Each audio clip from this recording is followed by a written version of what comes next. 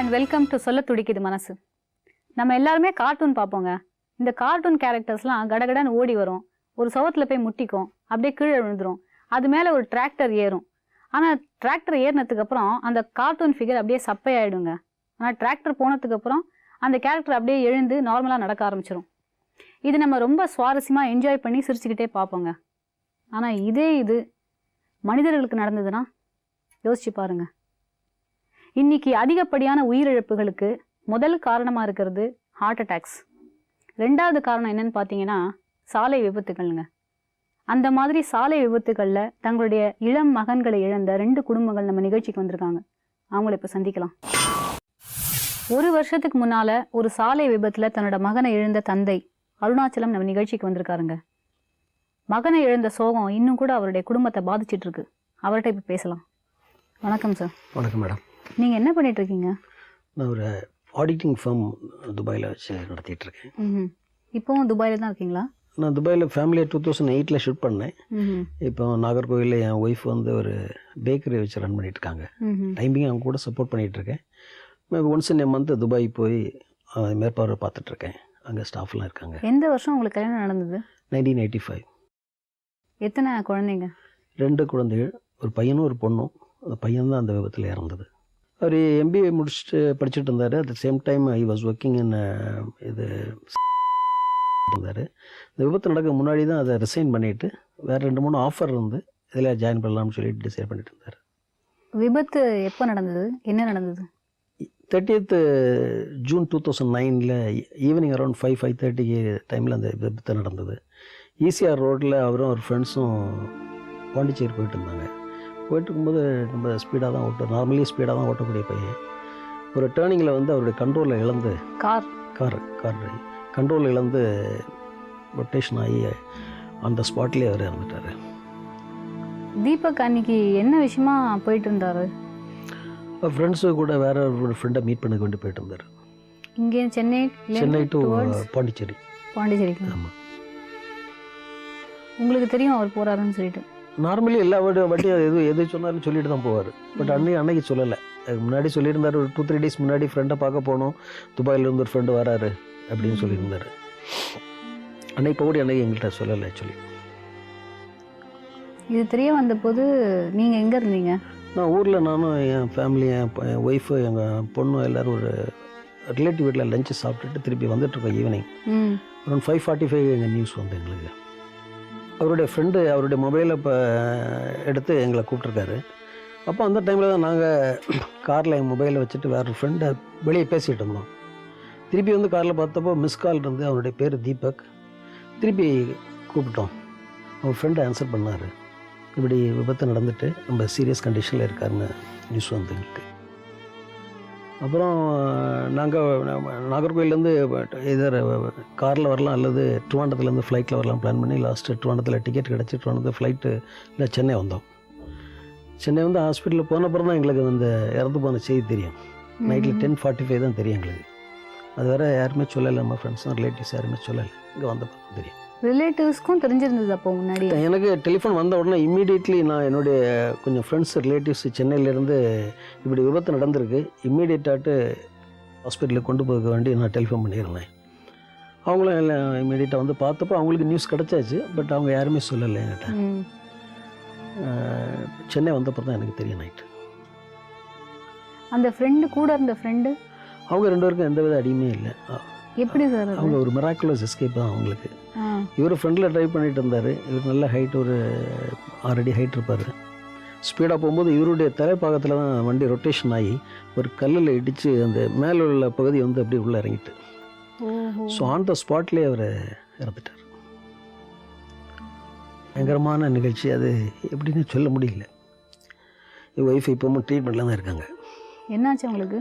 அவங்களுக்கு பயங்கர ஒரு டிப்ரெஷன், நிறைய ஒரு சைக்காலஜிக்கல் ப்ராப்ளம்ஸு, ட்ரீட்மெண்ட்டில் தான் இருக்காங்க இப்போ டாக்டர்கிட்ட. அவருக்கு என்ன வயசு இருக்கும் தீபக்கு அப்போ? 22. அதாவது MBA முடிச்சிருந்தாரா? முடிச்சுட்டு அவர் இந்த ஒர்க் பண்ணிட்டு இருந்தார். அவர் MBA எங்கே பண்ணார்? அவர் லைலா காலேஜில் ஈவினிங் கிளாஸ் பண்ணிட்டு இருந்தார். உங்கள் மகனை பற்றி உங்களுடைய நினைவுகள் சொல்லுங்கள் சார். நினைவுகள் பயங்கரமான நினைவுகள். எவரி சின்ன சைல்டுஹுட்லேருந்து is very very intelligent person. எல்லாத்துலேயுமே ரொம்ப very smart and is one of the excellent drivers. ரொம்ப அழகாக வண்டி ஓட்டுவான். அந்த எல்லாத்துலேயுமே கம்ப்யூட்டர்ஸ்ல எல்லாம் நிறைய படிச்சிருக்காரு அவர். எங்கள் நிறைய very intelligent person, very loving guy, ரொம்ப அஃபெக்ஷனேட் பர்சன். இந்த ஸ்பீடு தான் அவருக்கு ஒரு டெத்துக்கு மெயின் காரணம். ஆனால் நீங்கள் எப்பயாவது சொல்லியிருக்கீங்களா எப்போவுமே சொல்லுவேன். நான் கூட வரும்போது, நான் சென்னை வரும்போதெல்லாம் அவர் தான் என்ன ட்ரைவ் பண்ணுவார். ஸ்பீடாக ஓட்டும் போதெல்லாம் சொல்லுவேன். அப்போ அவன் சொல்லுவதெல்லாம் ஒரே ஒரு இதுதான், டேடி இதுவரை எனக்கு எந்த வித ஆக்சிடென்ட்டும் வந்தே கிடையாது. நான் அப்போ கூட அட்வைஸ் பண்ணுவேன், எப்படி சொல்லாத, always with you say thank God, அந்த மாதிரி எண்ணமே உனக்கு வேண்டாம் அப்படின்னு சொல்லுவேன். அவர் பிறந்து வளர்ந்தெல்லாம் எந்த ஊர்? பிறந்து அப் டு 4 years வந்து கொச்சினில், அப்புறம் வளர்ந்து எல்லாமே துபாய் தான். துபாயில்? ஆமாம். படித்த ஸ்கூலிங் எல்லாம் துபாய். ரொம்ப சின்ன வயசுலேயே டிரைவிங் படிச்சிட்டாரு. ஒரு 13 வயசு இருக்கும்போதே டிரைவிங் படிச்சிட்டாரு. பைக்கில் எல்லாம் ரொம்ப ஆர்வம் கொண்டது. சென்னை வந்த உடனே பைக்கு வாங்கணும்னு சொல்லிட்டு ரொம்ப பிடிவாதமாக இருந்தார்.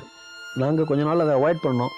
பட் டெய்லி ப்ரெஷர், அதனால் எஜுகேஷன் எதாவது பாதிக்கும் அப்படின்னு நினச்சிட்டு நாங்களும் வாங்கி கொடுத்தோம். இங்கே உள்ள அதுலேயும் பெஸ்ட்டு பைக்கு வேணும், இங்கே உள்ள இந்த 2 வீலர்ஸ் அசோசியேஷன்லாம் இருக்குது, அதிலெல்லாம் மெம்பர்ஷிப் எடுத்து இப்படி டிரைவிங் காஷ்மீர் போகணும், பஞ்சாப் போகணும், டெல்லி போகணும் அப்படின்னு சொல்லுவோம் எப்போவுமே. அந்த அசோசியேஷன் எல்லோரும் சேர்ந்து போதாட்டு போயிருக்காரு. அந்த மாதிரிலாம் இல்லை, போனது கிடையாது. நிறைய வாட்டி புக் பண்ணிவிட்டு எங்களுடைய நாங்கள் எப்போ கம்பல் பண்ணோம், நீங்கள் போகாதப்பா அப்படின்னு சொல்லுவோம். வேணாம்னு சொன்னோன்னு அவன் ஸ்டாப் பண்ணிவிடுவான். பட் ஒரு எல்லாமே த்ரில்லிங்காக செய்யணும்னு ஒரு ஆசை உள்ள பையன். ரொம்ப ஸ்பீடு தான், ரொம்ப பயங்கரமாக ஸ்பீடாக ஓட்டுவார். இந்த நியூஸை கேட்டோடனே அவருடைய தங்கை வந்து இப்படி இருந்தாங்க, பயங்கரமான அழுக. சென்னை வந்த பிறகு அவளுக்கு நம்ப முடியல. அவன் பேர் ரொம்ப க்ளோஸ் ஆகுது. அவன் ரொம்ப க்ளோஸ். நம்ப முடியாமல் வேறு ஹாஸ்பிட்டலுக்கு கொண்டு போங்க அப்படின்னு சொன்ன.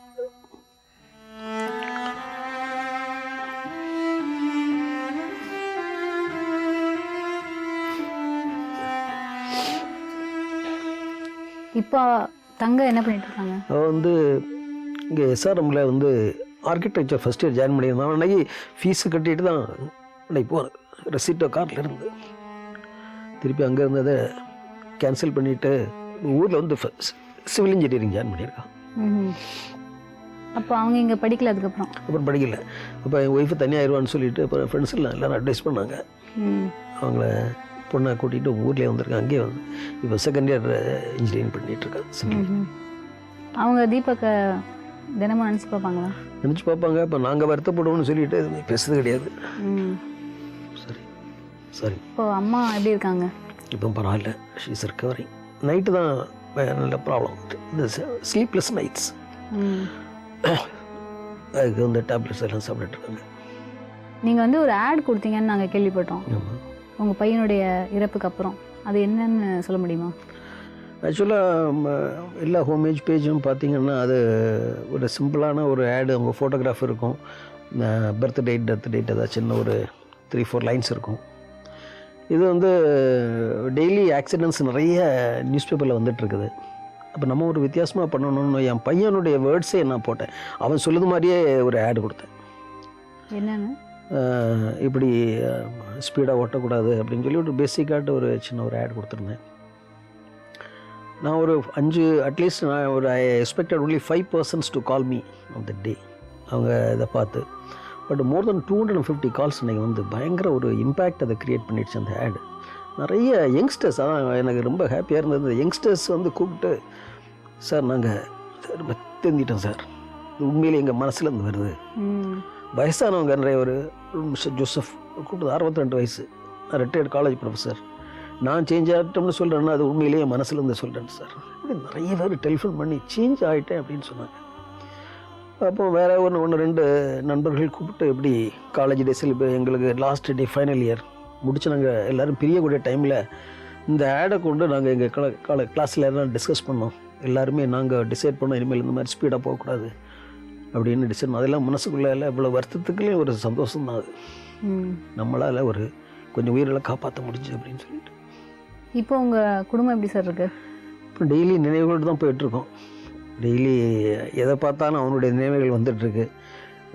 வண்டி ஓட்டும்போது நினைவுகள், சாப்பிடும் எல்லாத்துலேயுமே அவனுடைய நினைவு தான் வந்து. எந்த வருஷம் நடந்தது இது? 2009. ஆமாம், ஜூன் 30th. June 30th. உங்களோட சோகங்கிறது வந்து வார்த்தைகளால் ஈடுகட்ட முடியாத ஒன்று. கூடிய சீக்கிரம் இந்த சோகத்துலேருந்து உங்கள் குடும்பம் மீண்டு வரணும் அப்படின்னு நாங்கள் ஆண்டவனை பிரார்த்திக்கிறோம் சார். ரொம்ப நன்றி. அடுத்த நம்ம நிகழ்ச்சியில் 26/7/2010 அன்னைக்கு உயிரிழந்த மணிகண்டனுடைய குடும்பத்தை சந்திக்க போகிறோம். ஹவு வி டை அப்படின்னு ஒருத்தர் ஒரு புக் எழுதியிருக்காருங்க. அதில் இறப்புகள் எப்படி நடக்குது அப்படிங்கிறதுக்கான முக்கியமான 16 காரணங்களை அவர் குறிப்பிடுறாரு. அதில் அவர் 4ஆவதாக குறிப்பிடுற காரணம் என்னென்னா விபத்துக்கள். அப்படி ஒரு சாலை விபத்தில் தன்னுடைய தம்பி மணிகண்டனை இழந்த 2 சகோதரிகள் நம்ம நிகழ்ச்சிக்கு வந்திருக்காங்க. அவங்கள இப்போ சந்திக்கலாம். வணக்கம் தேவி, பிரியா. வணக்கம். வணக்கம் தேவி, உங்களுடைய தம்பியை பற்றி சொல்லுங்கள். நான் ஃபஸ்ட்டு பொண்ணு எங்கள் வீட்டுக்கு, 2வது என் தங்கச்சி, 3வது என் தம்பி. எங்கள் அம்மாவுக்கு 6 வருஷமாக குழந்தை இல்லாமல் என்ன பெற்றாங்க ஃபஸ்ட்டு. அதுக்கப்புறம் 4 வருஷம் கழிச்சு எனக்கு அடுத்தது இவ பிறந்தா. இவளுக்கு அடுத்தது எங்கள் அப்பா மலைக்கு போயிட்டு பையன் வேணும்ன்ட்டு இருந்து மலைக்கு போயிட்டு வந்து அதுக்கப்புறம் அவன் பிறந்தான். அவன் பிறந்து அவனை நல்லா வளர்த்தாங்க. ரொம்ப செல்லமாக இருந்தான். சரி எது கேட்டாலும் வாங்கி கொடுக்கறது, நாங்களும் ரொம்ப பாசமாக அவன் மேலே இருந்து. அப்புறம் அவன் படிப்பில் கூட ரொம்ப ஆர்வமே ஒரு அளவுக்கு தான் அவன் படிப்பான். அந்த அளவுக்கு அவன் படிப்பு சரி மண்டையில் ஏறல. சரி என்ன வேணாம் அப்படின்னு விட்டாங்க. சரி அவன் 9th வரைக்கும் படித்தான். நான் படித்தேன் எங்கள் வீட்டில் 12th வரைக்கும் படித்தேன். 12th வரைக்கும் படித்து பிகாம் கரஸில் பண்ணேன். அப்புறம் அவள் 10th வரைக்கும் படித்தான். 10th வரைக்கும் படிச்சுட்டு அதுக்கப்புறம் வேலைக்கு அப்படி இப்படியே ஏதாவது வீட்டில் இருந்துட்டு அப்படியே இருந்துட்டான். மணிகண்டன் வந்து 9th டிஸ்கண்டினியூ பண்ணிட்டான். அதுக்கு மேலே அவன் படிப்பு ஒரு இதுவாக இல்லை. ஸ்கூலுக்கு போகாமல் ஃப்ரெண்ட்ஸோடு பழகிட்டு அப்படியே வேண்டாம் படிப்பு வேண்டாம் அப்படின்னு படிப்புல பாதிலே இது பண்ணிட்டான். என்ன பண்ணுறதா இருந்தார்?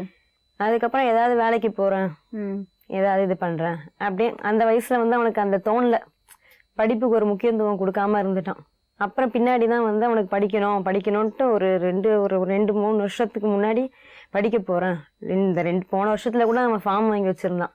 நான் படிக்க போகிறேன் அப்படின்னு போயிட்டு அண்ணாமலை யூனிவர்சிட்டியில் போயிட்டு ஃபார்ம் வாங்கி வச்சுருந்தான். இப்போது 9ஆம் கிளாஸ் முடிஞ்சு இது டிஸ்கண்டினியூ பண்ணிட்டார்ல, அதுக்கப்புறம் என்ன பண்ணார்? அதுக்கப்புறம் இந்த பெயிண்டிங் வேலை, இந்த எலக்ட்ரிஷியன் வேலை, இந்த மாதிரி ஏதாவது வேலைக்கு போயிட்டு அப்பா இருந்தாரு. சரி அந்த கொஞ்சம் ஏதோ பசங்க கூட போயிட்டு வந்துட்டு இருந்தான். அப்பா அந்த வேலை தான் பண்ணிட்டு இருந்தாரு. அப்பா வந்து கொத்தனார் வேலை செஞ்சுட்டு இருந்தாரு. ஓகே. அதனால அவர் வச்சு எங்க 2 பேருக்கும் மேரேஜ் ஆயிடுச்சு. அப்பா இருக்கும்போது எங்களுக்கு மேரேஜ் பண்ணிட்டாரு. நாங்க எவ்வளவு சொல்லுவோம், அட்வைஸ்னாலே அவனுக்கு ஃபர்ஸ்ட் பிடிக்காது. ஆனா நீங்க அட்வைஸ் பண்ணுவீங்களா? அட்வைஸ் நான் தான் ரொம்ப பண்ணுவேன். என் மேல ரொம்ப ஃபர்ஸ்ட் பாசமா இருந்தான். அதுக்கப்புறம் நம்ம அட்வைஸ் பண்ண அதை கேட்கவே இல்லை. கொஞ்சம் கூட கேட்கல. வேணாம் படிப்பு தான் நம்மளுக்கு முக்கியம்டா, படிப்பு தான் முக்கியம்னு அதை கூட கேட்கல அவன். எனக்கு படிப்பு வேண்டாம். சரி, அப்புறம் வேலைக்கு போயிட்டு இருந்த போது அப்போ என்ன அட்வைஸ் பண்ணுவீங்க? வேலைக்கு போயிட்டு இருக்கும்போது சரி உனக்கு நல்ல வேலை கிடைக்கும், நீ ஏதாவது இந்த ஜாப் சைடில் ஏதாவது படிக்கலாம், செல் கம்பெனி எவ்வளோ செல் சர்வீஸ்லாம் இருக்குது அதை பண்ணலாம், நல்ல ஜாபாக சொன்னோம். இந்த மாதிரி பெயிண்டிங்லாம் இதெல்லாம் வேண்டாம், வேறு எதுனா நல்ல ஜாபாக நீ போ எவ்வளோ சொன்னோம். ஒரு ஐடிஐ இந்த மாதிரி ட்ரைனிங் இன்ஸ்டியூட்லாம் எவ்வளோ இருக்கும், அந்த மாதிரி ஏதாவது தொழில் கற்றுக்கிற மாதிரி ஏதாவது கூட நீ பண்ணலாம் போது அவன் அந்த வயசு கேட்குற வயசு இல்லை அவனுக்கு. கேட்கறதுக்கு ஒரு இது இல்லாமல் இருந்துட்டான். பிரியா, நீங்க சொல்லுங்க, நீங்க உங்க தம்பிகிட்ட அட்வைஸ் பண்ணுவீங்களா? அட்வைஸ் பண்ண மாட்டேன். அவன்கிட்ட ஒரு ஃப்ரெண்ட்ஷிப் மாதிரி நான் நடந்துப்பேன். அதனால தான் எனக்கு ரொம்ப பிடிக்கும் அவனுக்கு. ஃப்ரெண்டுன்னு எல்லாமே சொல்லுவான். என் ஃப்ரெண்டு கூட இப்படி வெளியே போனேன், நான் இப்படி பழகினேன், பேசினேன். எதனா பைசா எதனா வேணும்னா கூட அவன் எங்கள் வீட்டுக்கு தான் வருவான். எல்லாம் நல்லா ஜாலி டைப்பாக இருப்பான். அவனோட கேரக்டர் இப்போ ஒரு 6 மாதமாகவே ரொம்ப பழகினான் என் கூட. நான் நல்லா பழகினான், நல்லா பேசினான். திடீர்னு இந்த மாதிரி அவன் யாருமே நினச்சே பார்க்கல. என்ன ஆச்சு? ஃப்ரெண்ட்ஸுங்களோட வெளியே போயிருக்கான். யாரோ ஃப்ரெண்டுக்கு பர்த்டேன்ட்டு கோவளம் பீச்சுக்கு போயிருக்காங்க. போயிட்டு வரும்போது படம் பார்த்துட்டு வரும்போது இந்த மாதிரி ஆயிடுச்சு, விபத்து வந்துடுச்சு. பைக்கில் வரும்போது ஃப்ரெண்ட்ஸுங்களோட மொத்தம் 8 பேர் போயிருக்காங்க. இவன் வந்து ஒரு பைக்கில் 2 பேர் வந்திருக்காங்க. இவர் தான் முதல் ஓட்டிட்டு. சொந்த பைக்? அது சொந்த பைக். பைக் வேணும்னு ரொம்ப அடம் முடிச்சு பைக் வாங்கினான். எனக்கு பைக் வேணும். அப்பா வாங்கி கொடுத்தாரா இல்ல அவன் வாங்கிட்டான். அவனே பைசா போட்டு வேலைக்கு போய் பைசா போட்டு அவனே வாங்கி இப்போ டியூ கட்டிட்டு வரான் அந்த வண்டிக்கு. அதான் ஒரு 8 மாசமா ரொம்ப முன்னேறிட்டு வந்தான். அவனே கான்ட்ராக்ட் எடுத்து வேலை செய்யறது. அவனோட எய்மே இப்ப இந்த 8 மாசமா லைஃப்ல செட்டில் ஆகணும். அது எப்படிதான் திடீர்னு அவனுக்கு தோணுச்சுன்னு தெரியல. எல்லார் மாதிரியும் முன்னேறணும் அப்படின்ற ஒரு வெறி கொஞ்சம் இருந்தது அவனுக்கு. அதனாலேயே யார்கிட்டயுமே பேசாம கொள்ளாம இருந்தான். ஃப்ரெண்ட்ஸ் கிட்டலாம் அக்கம் பக்கம் யார்கிட்டயுமே பேச மாட்டோம். ரொம்ப ஒரு இதுவாகவே இருந்தால் எல்லாருக்கிட்டையும் கடைசி நேரத்தில் அவன் நல்ல பேர் வாங்கினான். அதுக்கு முன்னாடி 6 மாதம் முன்னாடி என்கிட்ட எல்லாருமே வந்து உன் தம்பி இப்படி கம்ப்ளைண்ட்லாம் பண்ணுவாங்க என்கிட்ட. சரி அதை சொல்லி போய் தான் நான் என்னை வந்து அவனுக்கு என்கிட்ட அவன் ஒரு 5 மாசமா பேசவே இல்லை. அம்மா எங்கள் அம்மாட்டி அவன் அட்வைஸ் பண்ணுறதுக்குனே வராம்மா, எப்போ பார்த்தாலும் அட்வைஸ் தான், எனக்கு வேணாவே வேணாமான்னு சொல்லி என்கிட்ட பேசுறதே கிடையாது அவன். அதுக்கப்புறம் திடீர்னு தான் சரி எங்கள் வீட்டுக்கு வந்துட்டு போயிட்டு இருந்தோம், அதை கூட கட் பண்ணிட்டான் அவன், வரதே இல்லை. சரி நான் அம்மா வீட்டுக்கு போவோம் வருவோம், அப்பயும் பாப்பா நான் பேசுறதே கிடையாது அவன்கிட்ட. என்கிட்ட பேசணும்னு தோணல, நம்ம சரி அட்வைஸ் பண்ணா அவனுக்கு பிடிக்க மாட்டேதுன்ட்டு நான் பேசல. இவகிட்ட தான் ரொம்ப அன்னைக்கு கூட முன்னாடி சாட்டர்டே அன்னைக்கு கூட இவ வீட்டை கூட்டு போய் எங்க வீட்டுல விட்டான். நான் இப்ப வேலைக்கு போறேன், இங்கே எலக்ட்ரானிக் கம்பெனியில் வேலைக்கு போகிறேன். டெய்லி ஈவினிங் டைமில் 5:30க்கு வருவேன் அம்மா வீட்டு பக்கத்தில். ஏன்னா எங்கள் வீடு மேட்டுப்பாளையத்தில் இருக்குது. என்னை கூப்பிட்டு போய் டெய்லி விடுவான் அவன். சண்டே கூட ஃபோனில் பேசினேன், அம்மா வெளியே போயிட்டாங்க, அம்மா வெளியே போயிட்டு வீட்டுக்கு வந்துட்டாங்களான்னு கேட்டது. வந்துட்டாங்க அப்படின்னா. டெய்லி காலையில் பார்ப்பேன், ஈவினிங் பார்ப்பேன் நான். அன்றைக்கி மண்டே அன்னைக்கு காலையில் கூட நான் பார்க்கல. நான் அவனை காலையில் பார்க்கலையா? கொண்டு வந்து விடலை. அது ஈவினிங் தானே சம்பவம் நடந்துச்சு. காலையில நான் அவனை பார்க்கல, வீட்டுக்கு வந்துருவேன். நான் வந்து டெய்லி பார்த்துட்டு தான் வேலைக்கு போவேன். நான் அன்னைக்குன்னு பார்த்து டைம் ஆயிடுச்சு வேலைக்குன்னு சொல்லிட்டு அப்படியே வேலைக்கு போயிட்டேன். நான் எத்தனை மணிக்கு ஒரு கிளம்பி போயிருக்காரு? ஒரு 9:30 9:45 இருக்கும் அவன் போகும்போது. ஆனா வெளியிலேயே அங்கேயே சைதாப்பேட்டை ரவுண்ட்ல தான் இருந்திருக்கான். 12:30 1 o'clock வரைக்கும் இருந்திருக்கான். அதுக்கப்புறமேட்டு தான் ஃப்ரெண்டுங்களோட போயிருக்கான் கோலம். படம் பார்த்துட்டு திரும்பி வந்துட்டு இருக்காங்க.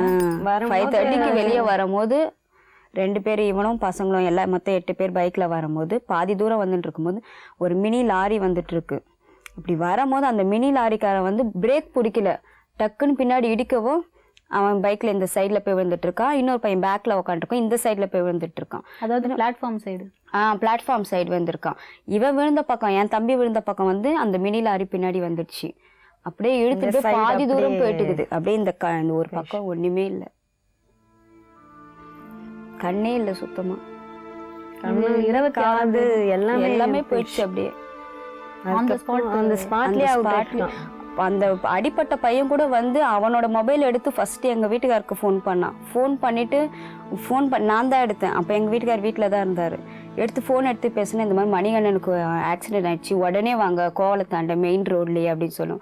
உடனே எங்க அக்காவுக்கு ஃபோன் பண்ணேன். எங்க அக்கா வந்து சொன்னாரா? இல்ல ஆக்சிடென்ட் ரொம்ப சீரியஸா அப்பெல்லாம் இருந்திருக்கு அவன். அப்பெல்லாம் அவனுக்கு வந்து இந்த நெஞ்சு துடிச்சிட்டு இருக்கு, அப்படியே படப்படன்னு துடிச்சிட்டு இருக்கு. பையன் சொன்னானே ரொம்ப துடிச்சிட்டு இருந்தது. ஆனா கூட வந்த பசங்களாம் விட்டுட்டு போயிட்டாங்க. அப்படியே நான் சொன்னேன், பக்கத்துல அவன் வந்து அவன் ஆக்சிடென்ட் ஆன மாதிரி தெரியல, அவன் கூட இருந்த பையன் சொல்லல, யாரோ ஒரு பையன் மாதிரி அவன் பேசினான்.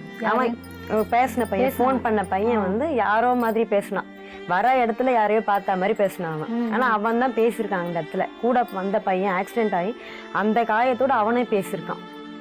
பேசி இந்த மாதிரி ஆக்சிடென்ட் ஆயிடுச்சு, மணிகண்டன்றவனுக்கு ஆக்சிடென்ட் ஆயிடுச்சு, சீக்கிரம் வாங்க மாயாஜல் கிட்ட அப்படின்னு இவளுக்கு ஃபோன் பண்ண. நான் அம்மா வீட்டில் அன்றைக்கி உட்காந்துட்டு இருந்தேன், 7:30க்கு அங்கே உட்காந்துட்டு இருந்தேன். உட்காந்துட்டு இருக்கும்போது அவன் ஃபோன் பண்ணான், அம்மா கீழ் வீட்டில் இருந்தாங்க. உடனே ஆக்சிடென்ட்னு நான் என்ன சொன்னேன், எந்த இடத்துலன்னு கேட்டேன். எனக்கு ஒன்றுமே புரியல அந்த நேரத்தில், அந்த வேகத்தில் எனக்கு ஒன்றும் புரியாமல் எந்த இடத்துல என்னன்னு, நீ மாயாஜல் கிட்ட மணிகண்டன் தானே? ஆமாக்கா, ஆமான்னு. நீ யாருன்னு கூட நான் கேட்கல அந்த பையனை. திருப்பி என் தம்பியோட மொபைல்லேருந்தே, என் தம்பி மொபைல்லேருந்து எல்லாருக்குமே கால் பண்ணிருக்கான், அவங்க ஃப்ரெண்ட்ஸுங்களுக்கு எல்லாருக்குமே அந்த மொபைல் எல்லாருமே கால் பண்ணிருக்காள். சரி, அப்ப கூட இருந்த பசங்க எல்லாம் நீங்க போனீங்களா? எல்லாமே அந்த பின்னாடி வந்த பையன் மட்டும் தான் எல்லாருக்குமே கால் பண்ணி சொல்லிட்டு அந்த எங்க மாமா உடனே போயிட்டு இருக்காரு. அவர் திருவாரூர்ல வேலை பண்ணிட்டு இருந்தாரு. அவர் உடனே நாங்க போன் பண்ணி சொன்னதும் அவர் அங்க போயிட்டாரு, அந்த ஸ்பாட்டுக்கு அவர் போயிட்டாரு. அவர் போக போலீஸ் ஸ்டேஷனுக்கு அந்த பையனை கூப்பிட்டு போயிருக்காங்க. மயக்கடிச்சு விழுந்துட்டு இருக்கான் அந்த பையன். அந்த பையனுக்கு அவனுக்கு அடிபட்டு இருக்கு, அவனுக்கும் இந்த இடம்லாம் அடிபட்டு இந்த விரல்ல அவனுக்கு போயிடுச்சு. போயிட்டு இந்த பேக் போன் எல்லாம் தேஞ்சிட்டு இருக்கு அவனுக்கு நல்ல அடி. அந்த அடியோட அவன் ஃபோன் பண்ணி சொல்லியிருக்கான். அப்புறம் நான் திருப்பியும் கேட்டேன், நல்லா இருக்கானாப்பா, என்னப்பா சொல்லுப்பா, நாங்கள் இங்கேருந்து கிளம்புறதுக்கு முன்னாடி காலில் கூட விழுந்துக்க போகிறேன், என் தம்பியா நினச்சி சொல்கிறேன்ப்பா, நல்லா இருக்கானா வண்ணான்னு. இல்லைக்கா அவன் போயிட்டான்னு அப்போ தான் எனக்கு சொன்னானே அவன். இல்லைக்கா ஃபோனில், இல்லைக்கா அவன் நெஞ்சு இவ்வளோ நேரம் துடிச்சிட்டு இருந்ததுக்கா, இப்போதாங்க்கா அவன் போயிட்டான் போது ரொம்ப எனக்கு அம்மா கிட்டே நான் சொல்லவும் முடியல என்னால். அவங்க அழுகுறது தான் என்னால் இது பண்ண முடியல, சொல்லவும் முடியல. சரின்னு உடனே இவங்க வீட்டுக்கார் வந்து ஆட்டோ ஓட்டிகிட்ருக்காரு. அவர் உடனே வந்து எல்லாரும் போகிற வழியிலேயே திருப்பி நான் அவனுக்கே ஃபோன் பண்ணிகிட்ருக்கேன். இல்லைக்கா அவன் அப்படியும் சொன்னேன், 100க்கு ஃபோன் பண்ணுறா, போலீஸ் வருவாங்க, 108க்கு ஃபோன் பண்ண ஆம்புலன்ஸ் வருவாங்க, இல்லை வழியிலையாவது நிறுத்தி ஏதாவது இது பண்ண இல்லைக்கா யாருமே இல்லை, நாங்கள் தனியாகவே இங்கே காலியாக இருக்கு இடமே அப்படின்னா. எத்தனை மணிக்கு இது? இது ஒரு 7:30 மணி, 7 மணி சாயந்தரம். ஆமாம் 7:15 7:30 மணி அந்த மாதிரி டைமில்.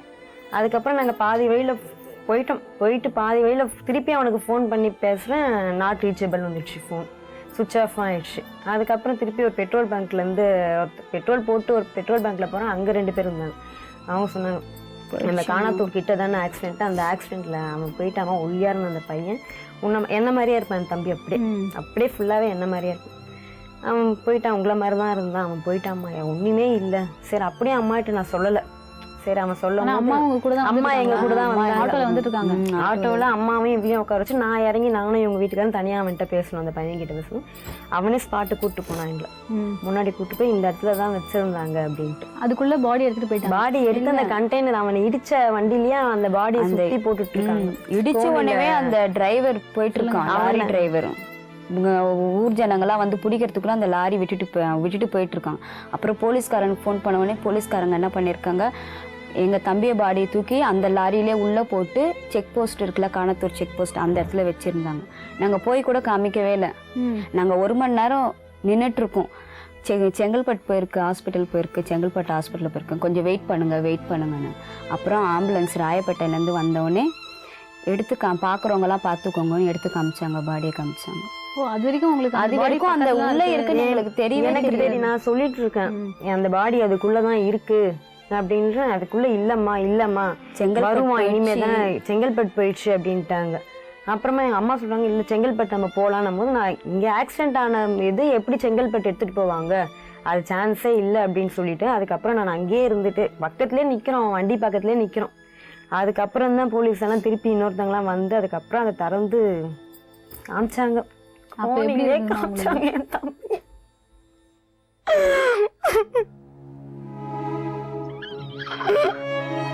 அப்படியே சுத்தி போட்டு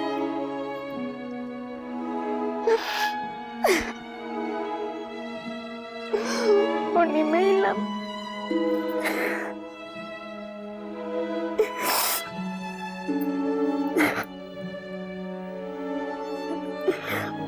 காது கண்ணு எல்லாமே போயிடுச்சு. ஒரு பக்கம் ஒண்ணுமே இல்லை சுத்தமா. எங்க அம்மா கிட்ட மயங்கி விழுந்துட்டேன். என்னால ஒண்ணுமே முடியலன்னு மயங்கியே விழுந்துட்டேன். அப்புறம் அம்மா வந்து பாக்குறேன் நாங்க போலீஸ்காரங்க கூட்டு போயிடுங்க, முதல்ல நீங்க கிளம்புங்க, அம்மா பார்த்தாங்கன்னா அம்மா அக்காவே மயக்க அடிச்சு விழுந்துச்சு, அம்மா பார்த்தாங்கன்னா அதை நான் முதல் கூட்டு போங்க. 5 மினிட்ஸ் தான் இருக்கும். அதுக்குள்ள போட்டோ எல்லாம் எடுத்துட்டு அவனை திருப்பி பேக் பண்ணி ஆம்புலன்ஸ் வந்து அதுல ராயப்பேட்டால ஏத்திட்டாங்க. அது நடந்து 3 நாள் தான் இருக்குல்ல. திங்கட்கிழமை மண்டே என்னைக்கு நடந்தது, ஈவினிங் 7 மணிக்கு. எங்க அம்மாவை தான் எங்க அம்மா ரொம்ப மழை போல நம்பி இருந்தாங்க அவனை. எங்க அப்பா இறந்து 2 வருஷம் தான் ஆகுது. எங்க அப்பா இறந்து. அப்பா இல்லையா? அப்பா கிடையாது எங்களுக்கு. அம்மாவுக்கு ஆதரவா இருந்தா மணிகண்டன் தான். தங்களோட ஒரே தம்பியை இழந்து வாடிட்டு இருக்கிற 2 சகோதரிகள் சொன்னதை கேட்டோம். இப்போ மணிகண்டனை பெத்த தாயார் நம்மகிட்ட பேச போறாங்க. வெல்கம் பேக் டு சொல்ல துடிக்குது மனசு. ஒரு இடத்துல இருந்து இன்னொரு இடத்துக்கு சௌகரியமா போனோம் அப்படிங்கிறதுக்காக தான் பொதுவாக பைக் வாங்குவாங்க. ஆனால் இன்னைக்கு இருக்கிற இளைஞர்கள் 6 கியர் 7 கியர்னு வச்ச பைக்கெல்லாம் வாங்குறது சௌகரியத்துக்காக மட்டும் இல்லைங்க. அந்த பைக்கில் ஸ்பீடாக போய் தன்னுடைய நண்பர்களை இம்ப்ரெஸ் பண்ணணும் அப்படிங்கிறதுக்காகவும் தான். ஆனால் அப்படி போகும்போது சில இளைஞர்கள் உயிரை கூட இழந்துடுறாங்க. அப்படி உயிரை விட்ட மணிகண்டனுடைய தாயார் நம்ம நிகழ்ச்சிக்கு வந்திருக்காங்க. அவங்கள இப்போ சந்திக்கலாம். வணக்கம்மா. மணிகண்டனை பற்றி சொல்லுங்கம்மா. ஒரே பையங்க எனக்கு, 2 பொண்ணு ஒரு இடத்துல கல்யாணம் முடிஞ்சு போச்சு. பையன் ஒரே பையன். கொஞ்ச நாளாக வேலைக்கெல்லாம் அவங்க அப்பா சேர்த்துட்டார். சேர்த்து 3 வருஷம்தான் ஆகுது. 3 வருஷம் கூட இன்னும் சரியாக ஆகலை. அதுக்குள்ளே இவன் அந்த மாதிரி ஆயிட்டான். எனக்கு ரொம்ப கஷ்டமாக இருக்குது. அந்த ஒரு பிள்ளைய நினச்சி தான் நான் ரொம்ப பெருமையாக இருந்தேன். ஒரு நேரத்தில் நல்லா போனான். காலையில் 9:30 மணிக்கு போனான். திங்கட்கிழமை மணிக்கு நல்லா நான் தான் வழி அனுப்பி வச்சேன். ஃப்ரெண்டு கூட போய்ட்டு, ஆனால் நான் இங்கே போகிறேன் அங்கே போகிறேன்னு என்கிட்ட எதுவுமே சொல்லாமல் இப்படி வேலைக்கு போகிறாங்கன்னு நினச்சின்னு இருந்தேன் நான். சரி வேலைக்கு போயிட்டு வருவான் அப்படின்னு இருந்தாக்கா நைட்டு 7 மணிக்கு 6லேருந்து 7க்குள்ளே எனக்கு செய்தி வருது, இதை மாதிரி ஆயிடுதுன்னு. எங்கள் சின்ன பொண்ணுக்கிட்ட சொல்லி, சின்ன பொண்ணு பெரிய பொண்ணுக்கிட்ட சொல்லி, பெரிய பொண்ணு வந்து ஏம்மா நான் அழுதுக்குனே ஓடியாந்தா, என்னம்மான்னேம்மா தம்பிக்கு இந்த மாதிரிம்மா ஆக்சிடெண்ட் ஆகி போச்சுமா. நான் எனக்கு ரொம்ப ஆனா இறந்துட்டாருன்னு சொல்லல. சொல்லவே இல்லை இறந்துட்டாருன்னு. இந்த மாதிரி இறந்து போயிடுதுமா சொல்ல, ஆக்சிடெண்ட் ஆகிடுது ஆனால் இவன் மட்டும் வந்து ஹாஸ்பிட்டலுக்கு கொஞ்சம் யாருன்னா பார்த்துப்போம், அந்த 108ன்ற வேனுக்கு ஃபோன் பண்ணி வர வச்சு நீங்கள் எடுத்துன்னு போங்க, நான் வந்துக்கினே இருக்கிறேன் அப்படின்றேன். சரின்னு எங்கள் சின்ன பொண்ணு, எங்கள் பெரிய பொண்ணு, நானும் இன்னொருத்தர் எல்லாம் எங்கள் சின்ன பொண்ணு மரும்புள்ள ஆட்டோவில் எல்லாம் நாங்கள் இங்கேருந்து போகிறோம். போக இவளுக்கு செய்தி வந்துடுது. ஏன்னா எங்கிட்ட எதுவுமே சொல்லலை, இந்த மாதிரி நம்ம தம்பி இறந்துட்டு நம்ம அம்மா என்ன பண்ணுங்களோன்னு. அது என்னமோ காணத்தூரம் என்னவோ ஒரு ஊரான், அந்த ஊராண்ட போய் அதை கூட என்னை ஆட்டோவிலேயே விட்டுட்டு எனக்கு எங்கள் சின்ன பொண்ணு இன்னொரு ஆள் 2 பேர் எனக்கு பாதுகாப்பாக விட்டு போயிருக்காங்க. போலீஸ் எல்லாம் அங்கே நின்று இருக்குது. இதுங்காட்டி எங்கள் வீட்டாளருங்க எல்லாம் போயிருக்கிறாங்க, ஆம்பளை பசங்கள்லாம். போனது 8 பேர் என்னமோ போனாங்கலாம். அந்த 8 பேரில் எல்லாம் பார்த்துட்டு வந்துட்டு தேட்டர் விட்டு வர வழியிலே கொஞ்சம் தள்ளி வந்திருக்காங்களாம். வரும்போது ஏதோ ஒரு மினி வண்டின்றாங்க, மினி வண்டி அந்த இன்னும் வண்டி சொல்கிறாங்க. அந்த வண்டியில் இவன் வந்துன்னே இருக்கும்போது வண்டி இடிச்சிடுத்தான். இடிச்சிட்ட உடனே இது இப்படி விழுந்தானு தெரியல, அப்படி விழுந்தானு தெரியல. ஆனால் பின்னால் ஒரு பையன் உக்காந்துருக்கிறான். அந்த பையனுக்கு ஏதோ கிராச் ஆயிருக்குது, விழுந்திருக்கான் அப்படின்னாங்க. இது எல்லாமே உங்க பொண்ணுங்க எங்கள்கிட்ட சொல்லிட்டாங்க இந்த முழு கதையும். மணிகண்டனை பத்தி உங்களுடைய நினைவுகள் என்னமா? நான் ரொம்ப ஆசையா வச்சிருந்தேங்க. எனக்கு வந்து எங்க வீட்டுக்காரன்னு ரொம்ப சந்தோஷமா வச்சிருந்தாரு. அவர் வந்து அப்பப்போ உடம்பு சரியில்லாமல் ஆப்ரேஷன், ஒரு ஆப்ரேஷன் 2 ஆப்ரேஷன் பண்ணி அவர் இறந்துட்டாரு. அதை நான் அவர் இறந்த 3 வருஷமா என் பிள்ளைதான் நான் நம்பிக்கின்னு இருந்தேன். என் பிள்ளை நம்ம நல்லா வச்சிருப்பான் அப்படின்னு. நல்லா வேலைக்கு போய் அந்த பெயிண்டிங் வேலையெல்லாம் முடிச்சுன்னு வருவான். வாரமானா எனக்கு சாப்பாட்டுக்கு காசு கொடுத்துருவான். அதை வச்சுதான் நான் குடும்பம் நடத்திக்கின்னு வந்துக்கினேன். நீங்க வேலைக்கு போலியா? நான் எங்கேயும் வேலைக்கு போகலாமா, இது அவர் தான் வேலை பார்த்துட்டு இருந்தாரு. அவர் தான் என் பிள்ளை தான். எங்க வீட்டுக்காரர் இருக்கும் போது கூட நான் எங்கேயும் போகல. அவரு இறந்தான் நான் எங்கேயும் போகல. என் பிள்ளை தான் எனக்கு வாரமானா ஒரு 500 400 கொடுப்பான். அதை வச்சுக்கின்னு ஏதாவது பசங்க நான் கொடுத்தா அதை வச்சுக்கின்னு அப்படியே குடும்பத்தை தள்ளிக்கினே வந்தேன் நான். இப்போ நான் எங்கே வேலைக்கும் போகலை. அவனை கொண்டு தான் நான் எவ்வளோ நினச்சிக்கின்னு இருந்தேன். கடைசியில் அவன் இப்படி பண்ணிட்டு போவான்னு நான் பார்க்கவே இல்லை, நினைக்கல மனசில். அதை பற்றி கூட நான் என் பிள்ளைய பற்றி நல்லா இருப்பான். அவன் பிறகுறது கூட நான் எவ்வளோ ஐயோ பையன் இல்லையே பையன்னு நான் வேண்டாத தெய்வம் இல்லை. குழந்தை அவன் பிறந்தான், அவனை எப்படி கண்ணா வளர்த்தேன் நான். கடைசியில் என்னை இப்படி விட்டுட்டு போவான்னு கூட நினைக்கவே இல்லை நான். நீங்கள் பைக் வாங்கும்போது உங்கள்கிட்ட சொல்லிட்டு தான் வாங்கினாரா? ஆமாம்மா, நான் இந்த மகளிரில் குழுவில் சேர்ந்துருக்கிறேன். அதில் எனக்கு 10,000 காசு எடுத்து கொடுமா, நான் எடுத்து கொடுத்தேன். அதை வச்சு ஒரு பைக் ஒன்று வாங்கினேன். அது வாங்கி கொஞ்சம் நாளில் ஒரு மாதிரியாக இருக்குதுமான்னுட்டு என்கிட்ட சொல்லாமே ஃப்ரெண்டு ஒருத்தங்க கூட போய் சேர்ந்துக்குது. அதே ஒரு கடையில் போய் எடுத்துருக்குறான். அவன் கையெழுத்து போட்டு அந்த பைக் எடுத்துருக்குறான். அது கூட இன்னும் டியூ கட்டல, இன்னும் 8500 கட்டணுமா அப்படின்னா. ஒரு 2 நாளைக்கு முன்னாடி தான் என்கிட்ட உக்காந்து பேசுகிறேன். இன்னொரு 5000 வாங்கி கொடுமா, நான் கட்டிட்டு உனக்கு வேலை செஞ்சு வாரமானா அந்த கடனை அடைச்சிட்றேம்மாண்ணா. சரிப்பா அப்படின்னு. அதுக்குள்ளே தான் இது இந்த மாதிரி ஆயிடுது. நீங்கள் மணிகண்டனுக்கான என்ன எதிர்கால திட்டங்கள் என்ன வச்சுருந்தீங்க? நல்லா அமோகமாகனா அவனுக்கு ஒரு கல்யாணம் பண்ணி பார்க்கணும், இதுதான் என்னுடைய ஆசை. நான் வேற ஒன்றும் எதுவும் எனக்கு சொத்து சகலாம் எனக்கு தேவையில்லை. அவனை அவங்க அப்பா விட்டுட்டு போயிட்டார, நம்ம நல்லபடியாக அவனை பார்த்து வளர்த்து அவன் நான்லாம் சம்பாதிச்சு கொடுக்குறது அதை சேர்த்து வச்சு அவனுக்கு ஒரு கல்யாணம் பண்ணி ஒரு பேரன் பேத்திக்கிற பிறந்து கூட நம்ம போகலாம் அப்படின்றதான் என்னுடைய ஆசை. எனக்கு வீடு வாங்கணும், கார் வாங்கணும், அதெல்லாம் எனக்கு அந்த ஆசைலாம் என்னுடைய குழந்தைக்கு ஒரு கல்யாணம் பண்ணி அவனை பார்க்கணும் அப்படின்றதான் எனக்கு ஒரு ஆசை. இப்போ மணிகண்டன் இல்லாத வாழ்க்கை எப்படிமா இருக்கு உங்களுக்கு? நான் எப்படி அந்த வீட்டில் வளர்த்துங்கன்னே எனக்கு தெரியல. எப்படி அந்த வீட்டில் இருப்பேன்? அவன் தான் என்னுடைய வாழ்க்கை. அவனே போயிட்டு போய் எனக்கு என்ன வாழ்க்கை இருக்குது? எனக்கு வாழ்க்கையே கிடையாது. அதான் நினச்சிக்கணும். நான் உனக்கு 4 நாளாக குமுறி அழுதுக்குன்னு இருக்கிறேன். நீங்கள் 2 பேர் தான் அந்த வீட்லையாம்மா? ஆமாம், நானும் என் புள்ள தான். உங்ககிட்ட ரொம்ப பாசமாக இருப்பாரா? இப்படி போனா நம்ம கடைக்கு எங்கன்னா போயிட்டோம், வீட்டில் வந்து பார்ப்பான். அந்த எதிரில் பார்க்குறேன், எங்கே எங்கள் அம்மா எதிர் வீட்டில் இருக்கிறவங்களை கேட்பாங்க. அம்மா இப்போதானே அந்த கடைக்கு போனாங்க, சீனு ஒரு சொல்ல மாட்டான். நானும் அவனை சீனு ஒரு பேச்சு பேச மாட்டேன். அவ்வளோ பாசமாக இருந்தான் என் மேலே. அந்த பாசமெல்லாம் 4 நாளாக வீணாடி போச்சு. ஒரு வார்த்தை ஒரு பசங்களுடைய பேசுதுங்க, திட்டுதுங்க. ஆனால் அந்த மாதிரிலாம் கிடையாது. என் பையன் நல்லாவே என்னை பார்த்துருந்தான். காலையில் சாப்பாடு கட்டி கொடுத்துருவேன். 6-7 மணிக்கெல்லாம் வீட்டுக்கு வந்துடுவான். அதுக்கப்புறம் வந்து கொஞ்ச நேரம் கீழே அடி பேசி கொண்டுன்னு இருப்பான். அதுக்கப்புறம் ஃபோன் வந்துடும். ஃபோன் வந்துடுதும்மா ஃப்ரெண்டு கூப்பிட்டாங்க, போயிட்டு வரமான்னு போவான். ஏன்னா தினம் ஃப்ரெண்டு கூப்பிட்றாங்க, போயிட்டு வரமா அப்படின்னு. ஆனால் வீட்டாண்ட யாரையும் அனுமதிக்க மாட்டாங்க, வீட்டில் யாரும் வர மாட்டாங்க. பைக்ல தான் போவாரா? பைக்கில் தான் போவான், பைக்கில் தான் போவான், பைக்கில் தான் வருவான். நானும் அவன் கூட எத்தனையோ ஓட்டி எங்க நைட்டு போவான், வருவான், போயிருக்கேன். ரொம்ப ஸ்பீடா ஓட்டுவாரா நீங்க போகும்போது? இல்லை, கரெக்டாக தான் ஓட்டின்னு போவான், கரெக்டாக தான் ஓட்டுவான். அதெல்லாம் அப்படி இப்படிலாம் ஓட்ட மாட்டான், கரெக்டாக போவான். ஆனால் நான் கலங்குற மாதிரி இன்னொரு பெற்றோருங்க நல்ல நண்பனாக இருக்கணும். இன்னொரு பசங்களுக்கு, என்னுடைய பிள்ளைங்களுக்கு இருந்த மாதிரி இன்னொரு தாய் தாப்பனுக்கு பிறக்கிற பசங்க நல்ல இதுவாக நண்பருங்க நல்லபடியாக இருந்து நான் கலங்காமல் இன்னொருத்தர் கலங்கக்கூடாது, அந்த மாதிரி இருக்கணும். இந்த 2 குடும்பங்களுடைய இழப்புக்கு ஆறுதல் சொல்ற அளவுக்கு எங்ககிட்ட வார்த்தைகள் இல்லைங்க. ஆனா இந்த மாதிரியான இழப்புகள் நேரும்போது அதை பொருளாதார ரீதியா ஈடுகட்டுறதுக்கான இழப்பீட்டு தொகையை எப்படி வாங்கணும், அதுக்கு யார் அணுகணும் அப்படிங்கிறத பத்திலாம் நிறைய குடும்பங்களுக்கு தெரியாமலே இருக்கு. அதை பத்தி சில விளக்கங்கள் அளிக்கிறதுக்கு ஒரு வழக்கறிஞர் நம்ம நிகழ்ச்சிக்கு வந்திருக்காரு.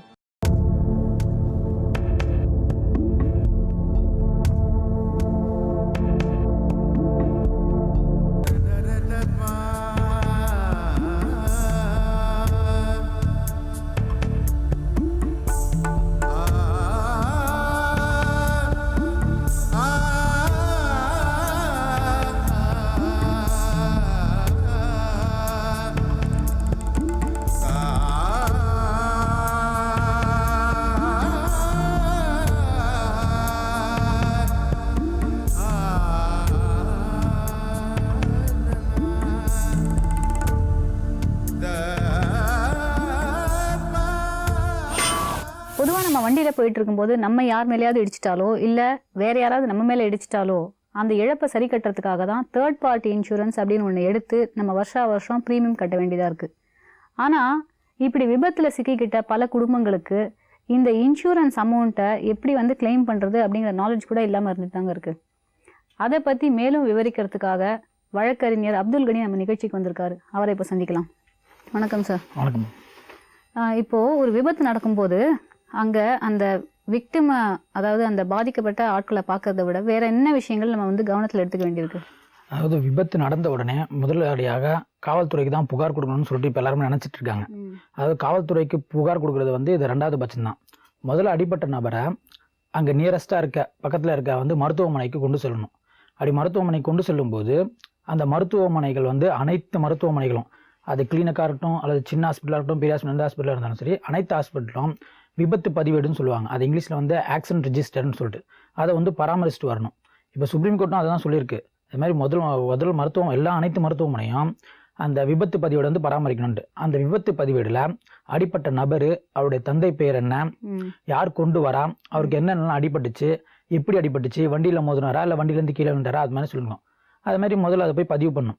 அது பதிவு பண்ண உடனே கொண்டு வந்த நபரோ அல்லது மருத்துவமனையோ அவருக்கு முதலுதவி கொடுத்த பிறகு உடனே வந்து காவல்துறையினருக்கு தகவல் தெரிவிக்கணும். காவல்துறை வந்து அவங்க கிட்ட கம்ப்ளைண்ட் வாங்கி அதுக்கப்புறமா தான் எஃப்ஐஆர் போடுவாங்க. இதுதான் முதல்ல. அதாவது முதல்ல வந்து காவல்துறைக்கு தான் தகவல் தெரிவிக்கணுன்றது வந்து முக்கியம் கிடையாது. இங்கே தான் வந்து முதல்ல சொல்லணும். இப்போ வந்து புகார் தெரிவிச்சதுக்கு அப்புறம் வேற என்ன நடவடிக்கை எடுக்கணும் சார்? புகார் தெரிவித்த உடனே அந்த காவல்துறையினர் வந்து அந்த வண்டிக்கு உண்டான இன்சூரன்ஸு, அந்த ரிஜிஸ்ட்ரேஷன் சர்டிஃபிகேட்டு, அதுக்கப்புறமா வந்து விபத்து எப்படி நடந்துச்சுன்னு சொல்லிட்டு ஒரு வரைபடம், அந்த விபத்து வந்து உண்டு பண்ண வாகனம், அவர் வந்து அந்த கிரிமினல் ப்ரொசீடிங் சொல்லுவாங்க, அதை தனியாக நடத்திட்டு போவாங்க. இன்சூரன்ஸ் பாலிசி, அதுக்கப்புறமா எஃப்ஐஆர் முதல் தகவல் அறிக்கை, ரிஜிஸ்ட்ரேஷன் சர்டிஃபிகேட், அதுக்கப்புறமா அந்த ஏஆர் காப்பின்னு சொன்னாங்க முதல்ல சொன்னீங்களா, ஆக்சிடென்ட் ரிஜிஸ்டர், அது அந்த ஹாஸ்பிட்டல்லேருந்து வாங்கணும். அப்போ அது ஹாஸ்பிட்டல்லேருந்து வாங்கணும். இதெல்லாம் வந்து போலீஸ்காரங்களே கலெக்ட் பண்ணிப்பாங்க. போலீஸ்காரங்கிட்ட நம்ம வாங்கிக்க வேண்டியது எல்லாத்தையுமே கம்ப்ளீட்டாக. இதை எடுத்துட்டு போய் இல்லை, இது முதல்ல வாங்கி வச்சுக்கணும். வாங்கி வச்ச உடனே வழக்கு தொடர்றதுக்கு இது நாள் தான் மெயினாக தேவை முதல்ல. இதற்கு அப்புறமா வந்து டிஸ்சார்ஜ் சம்மரின்னு சொல்லுவாங்க, மருத்துவ விடுப்பு குறிப்பு. அந்த மருத்துவமனையில் எத்தனை நாள் ட்ரீட்மெண்ட் எடுத்தாரு, இவருக்கு என்ன அடிபட்டது, அதை பற்றியான மருத்துவ குறிப்புகள் அதெல்லாம் ஃபுல்லாக மெடிக்கல்ஸ் எல்லாமே இருக்கும். இதை மட்டும் வாங்கிடணும். வாங்கின பிறகு இது வந்து காவல்துறையினர் பெறுவது வந்து காவல்துறையோட கடமை. காவல்துறையினருந்து நம்ம வாங்கணும் போயிட்டு. இப்போ மனுதாரர் போய் கேட்கும்போது சில காவல்துறையினர் வந்து கொடுத்துருவாங்க, சில காவல்துறையினர் வந்து கொடுக்க மாட்டாங்க. ஏன் கொடுக்காம இருக்கிறதுக்கு என்ன காரணம்? அவங்க வாங்குறதுக்கு வந்து டிலே ஆகலாம், அந்த காவல்துறையினர் வந்து பெறுறதுக்கு டிலே ஆகலாம், இல்லை கொஞ்சம் கேர்லெஸ்ஸாக இருந்திருக்கலாம், மற்ற ஏதாவது காரணங்கள் இருக்கும். அந்த மாதிரி தவறு பட்சத்தில் கொடுப்பது கடமை, எல்லாமே சட்டம் தான் சொல்லுது. அடிபட்டோன்னு இந்த அனைத்து பற்றுகளிலும் காவல்துறையினர் வந்து அந்த விபத்து ஏற்படுத்திய வாகனத்து ஓட்டுநருடையோ அல்லது உரிமையாளர்கிட்ட வாங்கிடணும். அப்படி வாங்கிட்டு மனுதாரருக்கு தராத பட்சத்தில் மனுதாரர் வந்து உயர்நீதிமன்றத்தில் வழக்கு தொடரலாம். சிஆர்பிசியில் வந்து இது மாதிரி வந்து டைரக்ஷன் சொல்லுவாங்க. அதை ஹைகோர்ட்டில் தனியாக ஸ்பெசிஃபிக்காக ஒரு ஃபைல் பண்ணலாம். இது மாதிரி எனக்கு விபத்து நடந்தது, இந்த விபத்தில் இது மாதிரி எனக்கு காயம் பட்டுச்சு, நான் காவல்துறையினர் தகவல் தெரிவிச்சிருக்கேன், ஆனால் காவல்துறையினர் வந்து எஃப்ஐஆர் போடுறதோடு இருக்காங்க, அவர் எந்த ஒரு நடவடிக்கையும் எடுக்கலை, அல்லது வந்து அந்த வாகனத்தை வந்து இப்போ பண்ணிட்டாங்க, இன்சூரன்ஸ் பாலிசிகள் எல்லாமே வாங்கிட்டாங்க, பட் எனக்கு தரல அப்படின்னாங்கன்னா அவங்க ஹைகோர்ட் ஆர்டர் போட்டு உடனே இமீடியட்டாக அவங்களுக்கு கொடுக்க சொல்லுவாங்க. இதுதான் அந்த இழப்பீடு வாங்குறதுக்கு முதல் ஸ்டேஜ் தான். அதுக்கப்புறம் அந்த 4 டாக்குமெண்ட்ஸும் நம்ம கையில் இருக்கும்போது அடுத்தது என்ன பண்ணணும்? இது 4 டாக்குமெண்ட்ஸ் வந்து தகுந்த வழக்கறிஞர்கள் உதவியோட இப்போ வந்து சென்னையை பொறுத்த வரைக்கும் ஸ்மால் காசஸ் கோர்ட்னு சொல்லி ஒன்று இருக்குது சென்னை சிட்டிக்குள்ளவே. அது வந்து ஹைகோர்ட் காம்ப்ளெக்ஸ்க்குள்ளவே இருக்குது. அங்கே வழக்கு தொடருவாங்க. இது மாதிரி சென்னை சிட்டி ஆக்சிடென்ட் விக்டிம்ஸ்க்கான கோர்ட் ஸ்மால் காசஸ் கோர்ட். அது பேர் வந்து MACTOPன்னு வாங்க, motor accident claims tribunal original petition சொல்லிட்டு. Motor accident claims tribunal original petition சொல்லிட்டு சென்னை சிட்டிக்குள்ளே வச்சு நடத்துகிற. சென்னை சிட்டியில் ஆக்சிடென்ட் நடந்துச்சுன்னா இங்கே ஸ்மால் காசஸ் கோர்ட்டில் போடணும், கேஸ் ஃபைல் பண்ணணும். இதே வந்து சென்னை சிட்டி தவிர்த்து அதர் டிஸ்ட்ரிக்டில் இப்போ வந்து திருவள்ளுவர்லையோ அல்லது வந்து திருவள்ளூர் டிஸ்ட்ரிக்ட்லையோ அல்லது கோயம்புத்தூர்லையோ அல்லது வந்து மற்ற டிஸ்ட்ரிக்டில் வந்து ஆக்சிடென்ட் ஆச்சுன்னா அங்கே இருக்க சப்கோர்ட்னு சொல்லுவாங்க, அங்கே வந்து கேஸ் ஃபைல் பண்ணணும். இப்போ இந்த கேஸ் ஃபைல் பண்ணாமல் நேரடியாக அந்த இன்சூரன்ஸ் கம்பெனி அணுகி அந்த கிளைமை வந்து பெற முடியாதா? இப்போ வந்து இன்சூரன்ஸ் கம்பெனி நேரடியாக அணுகி வந்து பண்ணவே முடியாது. ஏன்னா இப்போ இன்சூரன்ஸ் கம்பெனி வந்து அது வந்து ஒரு இண்டிவிஜுவலான கம்பெனி கிடையாது. அதுவும் வந்து இந்தியன் கவர்மெண்ட்டால் ரெகக்னைஸ் பண்ணி இந்திய அரசாங்கத்தால் செயல்படுத்துகிற ஒரு கம்பெனி தான். அதனால் அது முறைப்படியாக வந்து அப்ரோச் பண்ணாதான் அவங்களும் வந்து அதற்கான உடனே தருவாங்க. ஆனால் இதே வந்து வழக்கு தாக்கல் பண்ண உடனே அவங்க என்ன பண்ணுவாங்கன்னா இன்சூரன்ஸ் கம்பெனிக்காரங்க அவங்க ஒன்று இன்வெஸ்டிகேஷன் வச்சுருப்பாங்க. இப்போ வந்து நிறைய போலி வழக்குகள் அப்படிலாம் நிறையா இருந்துச்சு, விபத்தில் அடிப்படாமையே வந்து காம்பன்சேஷன் வாங்குறது அப்படின்ட்டு. அதனால் அவங்களும் வெரிஃபை பண்ணி தான் வாங்கணும். இன்சூரன்ஸ் கம்பெனியும் விபத்து நடந்தது உண்மையா, விபத்தில் அடிப்பட்டது உண்மையா, இவருக்கு அடிப்பட்டதெல்லாம் சரிதானா அப்படின்னு சொல்லிட்டு பதிவு பண்ணி அதுக்கப்புறமா தான் அவங்க இழப்பீடு கொடுக்க முடியும். இந்த வெரிஃபிகேஷன் அவங்க பண்ணுவாங்க. இன்வெஸ்டிகேட்டர் ஆஃபீஸ்ன்னு சொல்லி வச்சு அவங்க பண்ணுவாங்க. இது பண்ணாமல் அவங்க கொடுத்துட்டாங்கன்னு வச்சிங்களேன், அவங்களுக்குன்னு ஒரு தனி டிபார்ட்மெண்ட் இருக்குது, அவங்களுக்கு ஆடிட்டிங்னு ஒன்று இருக்குது. இன்சூரன்ஸ் கம்பெனி தனியாக ஆடிட்டிங் இருக்குது. அவங்களும் வருஷத்தில் இது மாதிரி இவ்வளோ ஆக்சிடென்ட் ஆச்சு, இந்த கம்பெனி வந்து நாங்கள் இவ்வளோ ப்ரீமியம் எடுத்தோம், இதற்கு இவ்வளோ இழப்பீடு கொடுத்துருக்கோம் அப்படின்ட்டு. ஆனால் அவங்களுக்கும் கொஸ்டின் வந்து ரைஸ் ஆகும், அவங்களுக்கு சில ப்ராப்ளம் இருக்குது. அதனால் அவங்க வந்து இன்வெஸ்டிகேஷன் ஆஃபீஸரை வச்சு இந்த விபத்து நடந்தது உண்மைதானா, விபத்தில் அடிப்பட்ட நபருக்கு அடிப்பட்டதா என்ன ஏதுன்னு சொல்லிட்டு அவங்க வந்து இது பண்ணுவாங்க. இப்போ இந்த ஹோல் ப்ராசஸ் முடியறதுக்கு எவ்வளோ நாள் ஆகும்? அது குறைஞ்சபட்சம் 2 or 3 years ஆகும். இன்வெஸ்டிகேஷன் முடிஞ்ச உடனே என்ன பண்ணுவாங்கன்னா அந்த இன்சூரன்ஸ் நம்ம கேஸ் ஃபைல் பண்ணுறோம், கேஸ் ஃபைல் பண்ண உடனே கோர்ட்லேருந்து நீதிமன்றத்துலேருந்து அறிவிப்பு போகும். நம்ம கேஸ் ஃபைல் பண்ணும்போது 2 பேரை சேர்ப்போம். ஒன்று வந்து வண்டியோடைய முதலாளி, அதாவது owner, vehicle of the owner ஒரு பார்ட்டியாக சேர்ப்போம். அதுக்கப்புறமா வந்து இன்சூரன்ஸ் இருக்குங்களா, எந்த இன்சூரன்ஸ் கம்பெனியும் அந்த இன்சூரன்ஸ். இப்போ வந்து கவர்மெண்ட் இன்சூரன்ஸ் இருக்குது, ப்ரைவேட் இன்சூரன்ஸ் நிறைய இருக்குது, அவங்கள சேர்ப்போம். அவங்களுக்கு 2 பேருக்கும் முறையாக நோட்டீஸ் போகும். நோட்டீஸ் போன பிறகு அவங்க வந்து வெஹிக்கிள் தங்களுக்கு தான் வழக்கறிஞர் வைப்பாங்க. ஏன்னா வந்து சட்டம் வந்து என்ன சொல்லுதுன்னா இருபுறத்தும் வந்து நீதி கேட்டு தான் வழங்கணும்னு சொல்லியிருக்கு. இருபுறமும் கேட்டு no man shall be punished அன்ஹியர்டுன்னு சொல்லிட்டு ஒன்று லீகல் டேம் இருக்குன்னு 2 பேரையும் கேட்டு தான் வந்து நீதி வழங்கணும்ட்டு. இப்போ நம்ம சொல்லிட்டோம் விபத்து ஏற்பட்டுச்சுன்ட்டு. அந்த விபத்து ஏற்பட்டுதா இல்லையா, இவருடைய கவனக்குறைவால் தான் விபத்து ஏற்பட்டுச்சா, அல்லது வந்து உண்மையாக வண்டி ஓட்டுனால விபத்து ஏற்பட்டுச்சா, இல்லை இன்கேஸ் இவர் வந்து கீழே தவறி விழுந்து வண்டி வரதை பார்க்காம இவரே போயிட்டு ரோடு கிராஸ் பண்ணும்போது என்ன நடந்துச்சா அப்படின்னு சொல்லிட்டு அவங்களுக்கு தரப்பான ஒரு வாதங்களும் இருக்குது. அந்த வாதங்களை வைக்க அவங்களுக்கு வழக்கறிஞரை வந்து நியமிப்பாங்க. அது சார்பாக அவங்க வந்து கவுண்டர்னு சொல்லுவாங்க, எதிருரை. இந்த பெட்டிஷன் காப்பியில் போட்டது எல்லாமே உண்மைதான், இல்லை சில இது உண்மை சில இது பொய் அப்படின்னு சொல்லி அவங்க தாக்கல் பண்ணுவாங்க. அது தாக்கல் பண்ண பிறகு தான் விசாரணை நடத்துவாங்க. இந்த நடைமுறை ப்ரொசீஜர் முடிகிறதுக்கு 2 வருஷம் ஆகிடும் குறைஞ்சபட்சம். அப்போது ஒரு தனிப்பட்ட நபர் வந்து ஒரு லாயர் வச்சு தான் இதை அணுக முடியும். கண்டிப்பாக லாயர் மூலம் தான் அணுகணும். பட் ஆனால் வந்து நம்ம சட்டங்கள் வந்து வழக்கறிஞர் மூலமாக தான் அணுகணும்னு சொல்லவே இல்லை. ஒரு தனிநபராக கூட நீதிமன்றத்தில் வழக்காடலாம்.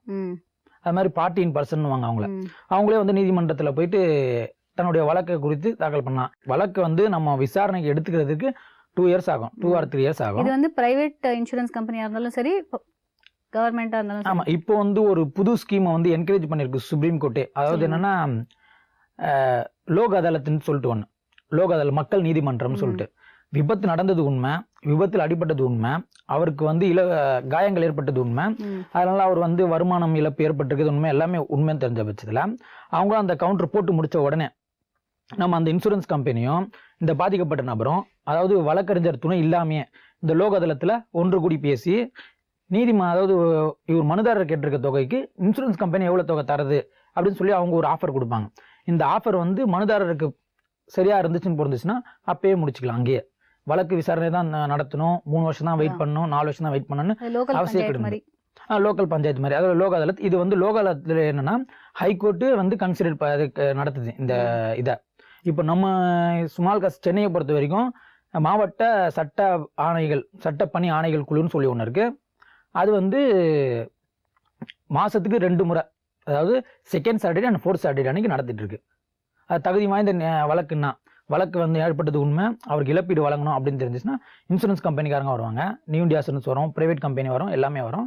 அவங்க வந்து மனுதாரர்கிட்ட கேட்பாங்க, மனுதாரர் சொல்கிற அமௌண்ட்டும் அவங்க சொல்கிற அமௌண்ட்டும் சரியாக இருந்துச்சுன்னா அதோட வழக்கம் முடிச்சுக்கலாம். இப்போ இந்த ஹிட் அண்ட் ரன் கேசஸில் என்ன ப்ரொசீஜர்? அதாவது ஹிட் அண்ட் ரன் கேஸ் என்பது என்னன்னா, இடிச்சிட்டு வண்டி வந்து நிற்காம போயிடுது, எந்த வண்டி இடிச்சதுன்னு சொல்லிட்டு தெரியாது மனுதாரருக்கு. இப்போ வந்து வண்டி வந்து இடிச்ச வண்டி தெரிஞ்சாதான் அது எந்த வண்டிக்கு இன்சூரன்ஸ் பண்ணியிருக்காங்க, எப்படி இன்சூரன்ஸ் பண்ணியிருக்காங்க, தேர்ட் பார்ட்டி பண்ணியிருக்காங்களா, காம்ப்ரஹென்சிவ் பண்ணியிருக்காங்களான்னு தெரிய வரும். அப்படி தெரிய வந்தால் தான் வந்து நம்ம இழப்பீடு கேட்டுறது நீதிமன்றத்தில் வழக்கு தாக்கல் செய்கிறதுக்கு மிக எளிதாக இருக்கும். இன்கேஸ் வந்து வண்டி இடிச்சுட்டு நிற்காம போயிடுச்சுன்னு வச்சுங்களேன், வண்டி இடிச்சு நிற்காம போயிடுச்சுன்னா அவங்களுக்கு வந்து எந்த வண்டி இடிச்சதுன்னு தெரியாது, எந்த நீதிமன்றத்தை யார்கிட்ட இழப்பீடு கேட்குறதுன்னு தெரியாது. அது மாதிரி இருக்கும்போது நம்மளது மோட்டர் வெஹிக்கிள் ஆக்ட் 1988 அப்படின்னு சொல்லி ஒரு சட்டம் இருக்குது. அந்த சட்டத்தில் வந்து அந்த சுலட்டியம் ஃபண்டுன்னு சொல்லியிருக்கு. அது பேர் சுலட்டியம் ஃபண்டு தான். இது மாதிரி எந்த வண்டி இடிச்சதுன்னு தெரியாமல் அப்படின்னு சொல்லிட்டு எந்த வண்டி இடிச்சதுன்னு தெரியாமல் இருந்ததுன்னா முறைப்படி வந்து காவல்துறையினருக்கு தகவல் தெரிவித்து காவல்துறையினர் வந்து வழக்கு பதிவு செய்து இது மாதிரி நடந்தது உண்மைதான் அப்படின்னு சொன்னாங்கன்னா நீங்கள் கலெக்டர்கிட்ட மனு போட்டு, அல்லது வந்து அந்த நியரஸ்டாக இருக்க வந்து நம்ம கோர்ட்லேயும் தாக்கல் செய்யலாம். ஆனால் கோர்ட்டில் தாக்கல் செய்கிறது வந்து ஏற்கனவே வந்து நிறைய கேஸு, ஆக்சிடென்ட் கேஸே நிறைய பெண்டிங்கில் இருக்குது. அதனால் நீங்கள் கலெக்டர்கிட்ட மனு செஞ்சால் கலெக்டர் வந்து உரிய விசாரணை நடத்தி நியரஸ்டாக இருக்க வந்து இன்சூரன்ஸ் கம்பெனிக்கிட்ட 25,000 ரூபா நோ ஃபால் லைபிலிட்டின்னு சொல்லுவாங்க. 25,000 ரூபா கொடுத்து 25,000 ரூபா கண்டிப்பாக உண்டு. அந்த 25,000 ரூபா வழங்க சொல்லி உத்தரவிடுவாங்க. இது வந்து முதலமைச்சருக்குன்னு நம்ம இது பண்ணலாம், மனு தாக்கல் செய்யலாம், வேண்டுதல் விடலாம். அது உண்மைன்னு சொல்லிட்டு காவல்துறையினர் ஒரு இது செய்யணும், ஒரு நோ ஆக்சிடென்ட் வந்து உண்மை, நாங்கள் ட்ரை பண்ணி பார்த்தோம், வண்டியை கண்டுபிடிக்க முடியல, எந்த வண்டி இடிச்சதுன்னு தெரிலன்னு சொல்லிட்டு அவங்க ஒரு ரெக்கார்டு தாக்கல் பண்ணணும். தாக்கல் பண்ணாங்கன்னா நம்ம முதலமைச்சர் நிவாரண நிதியிலிருந்தோ அல்லது வந்து சம்பந்தப்பட்ட காப்பீட்டு நிறுவனத்திலிருந்து 25,000 ரூபா பணம் கிடைக்கும். ஆனா இப்போ அந்த இழப்பு ரொம்ப பலமா இருந்ததுன்னா 25,000க்கு மேல கொடுக்கணும் சட்டத்துல இடம் இல்லை. சட்டத்துல வந்து இது இந்த அமௌண்ட் ஆனது ஃபிக்ஸ் பண்ணி வச்சிருக்கு, இவ்வளவுதான் கொடுக்கணும் 25,000 அப்படின்ட்டு. இதை வந்து உயர்த்தலாம், அது வந்து மத்திய அரசியல தான் இருக்கு. இது வந்து 1988 போட்டது தான் 25,000, இப்போ இல்லை 1988, இப்போ வந்து 2010, மோர் தென் 12 இயர்ஸ் ஆயிடுச்சு. அதெல்லாம் மாற்றி இப்போ அந்த நபர் இறந்துட்டாலும் இதுதான் இறந்துட்டாலும் தான் எந்த வண்டியால விபத்து ஏற்பட்டு இறந்தது என்று தெரியாத பட்சத்துல இது. அப்போ இதுக்கு ஒரே வழி இதுதானா? ஆமா, எந்த வண்டி விபத்து வந்து தெரியலன்னு சொல்லிட்டு இது பண்றது, எந்த வண்டியால இந்த விபத்து ஏற்பட்டது அப்படின்னு தெரியாத பட்சத்துல இது மாதிரி தான். இப்போ பொறுத்த வரைக்கும் எல்லா வண்டியும் வந்து இடிச்ச உடனே நின்று முதலுதவி சிகிச்சை அளிச்சு தான் போறாங்க. அப்படின்னு ரேர் கேஸ் தான் அது மாதிரிலாம். ஏன்னா எங்க ஸ்மால் காசஸ் கோர்ட்ல வந்து ஒரு வருஷத்துக்கு 3000 to 3,500 கேஸ் ஃபைல் ஆகுது. அதுல வந்து எந்த வண்டி இடிச்சு தெரியல அப்படின்லாம் வந்து கிடையாது, வரது கிடையாது. ஏன்னா வந்து மனிதாபிமானம் எல்லார்கிட்டையும் இருக்கும் ஓரளவு. அதனால இடிச்ச உடனே வண்டியை நிறுத்திட்டு அவங்கள சிகிச்சை கொடுத்து தான் போறாங்க. அந்த மாதிரி வராது. இன்னும் 1 or 2 கேஸ் அது மாதிரி வந்துச்சுன்னா நிவாரண உதவி வந்து முதலமைச்சர் கலெக்டர்கிட்டயும் மனு தாக்கல் செஞ்சு வாங்கிக்கலாம். முன்னைக்கு இப்போ ஆக்சிடென்ட் கேசஸ் அதிகமாயிட்டு தான் வருதா? ஆமா, விபத்து அதிகமாயிட்டு, சாலை விபத்துகள் வந்து அதிகரிச்சுட்டு போகுது. இதுக்கு என்ன ரீசன்னா, ஒன்று வாகன ஓட்டிகள் வந்து அதிகமாயிடுச்சு, ஒன்று. ரெண்டாவது வந்து என்னன்னா அவங்ககிட்ட இருக்க வந்து பொறுமை கிடையாது. எல்லாரும் வந்து சீக்கிரம் போயிடணும், வீட்டிலேருந்து கிளம்புறது லேட்டாக போயிடுவாங்க, ஆனால் சீக்கிரம் போய் சேர்ந்துடணும்னு சொல்லிட்டு வேகமாக ஓட்டுறது, சாலை விதிகளை வந்து சரியாக கடைபிடிக்காதது, சாலையில் போகும்போது தொலைபேசி பேசிட்டே போகிறது, அதுக்கப்புறம் வந்து ட்ரங்க் அண்ட் டிரைவ் இப்போ நிறைய இருக்குது. சாட்டர்டே நைட் ஆனாலும் அது மாதிரி ட்ரைங் பண்ணும்போது தங்கல் அது மாதிரி தான் வந்து விபத்து நிறைய ஏற்படுது. அதெல்லாம் தவிர்த்துன்னா சாலை விபத்து வந்து குறையிறதுக்கு வாய்ப்பு இருக்குது. இந்த நிகழ்ச்சிக்கு வந்ததுக்கு ரொம்ப நன்றி சார். நன்றி மேடம். மற்றவங்களுக்கு இடைஞ்சல் வராமல் வண்டி ஓட்டுறது ஒரு ரகங்க, தனக்கு இடைஞ்சல் வராமல் வண்டி ஓட்டுறது இன்னொரு ரகம். தான் ரொம்ப சேஃபாக ரோட்டில் போகணும் அப்படிங்கிறதுக்காக மற்றவங்க எல்லாருக்கும் இடைஞ்சல் கொடுத்துட்டு ஹார்ன் அடிச்சுட்டு தன்னுடைய வீராவேசத்தெலாம் ரோட்டில் காமிச்சிட்டு நிறைய பேர் வண்டி ஓட்டுவாங்க. இப்படி அவங்க பொறுப்பு இல்லாமல் நடந்துக்கும் போது சாலை விபத்துகள் நேர்ந்து உயிரிழப்புகள் நேருது. இந்த மாதிரி சாலை விபத்துக்களில் தன்னுடைய மகன்களை இழந்த 2 குடும்பங்களை தான் இன்றைக்கி நம்ம பார்த்தோம். அதில் தீபக்குடைய அப்பா நம்மக்கிட்ட சொன்னாருங்க, ஸ்பீட் த்ரில்ஸ் பட் கில்ஸ் அப்படின்னு. அதே மாதிரி மணிகண்டனுடைய அம்மாவும் தனக்கு நேர்ந்த ஒரு கதி வேறு எந்த ஒரு தாயாருக்கும் நேரக்கூடாது அப்படின்னு நம்மக்கிட்ட சொன்னாங்க. இந்த விஷயத்தை நம்ம மனசில் வச்சுட்டு சாலையில் போகும்போது பொறுப்போடையும் சாலை விபத்துக்கள் நேராத வகையிலையும் வண்டி ஓட்டணும் அப்படிங்கிறதாங்க எங்களுடைய வேண்டுகோள். மேலும் சில வாழ்க்கை கதைகளோடு மீண்டும் உங்களை சந்திக்கிறேன். நன்றி, வணக்கம்.